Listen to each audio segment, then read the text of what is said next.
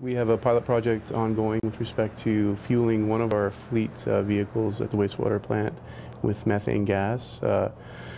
Staff member Dan Banks developed the business case for the conversion, and so we've subsequently implemented, and we're now learning about the merits of that approach.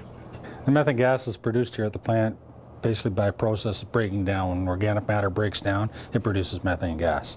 The gas is then piped into the gas room, into a condensate trap, which knocks the water out, and it goes through a what I call an iron sponge, and it takes the nasties out. The hydrogen sulfide, which is an acid, which will eat away pipes in the inside of engines, and it's just no good.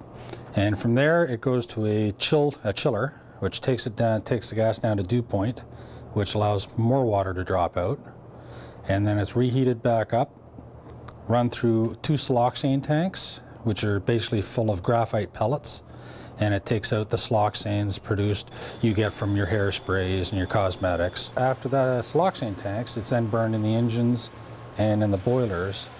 But for the truck, TSSA has required an additional dryer to bring it down to natural gas standards. So that dryer is installed, and then it goes through a small compressor, which compresses it into the tanks in the back of the truck up to 3,000 pounds. And then the outlet of those tanks is fed into the engine area. It's regulated down for the engine to burn. Under the city's Green Fleet policies, all City of Guelph vehicles and equipment are subject to stringent guidelines aimed at reducing operating costs and greenhouse gas emissions. We see this as a very good fit for the Green Fleet policies. It allows us to reduce the carbon footprint of that particular vehicle. Methane gas is about 25% less than the traditional gasoline that we use in the rest of the city fleet.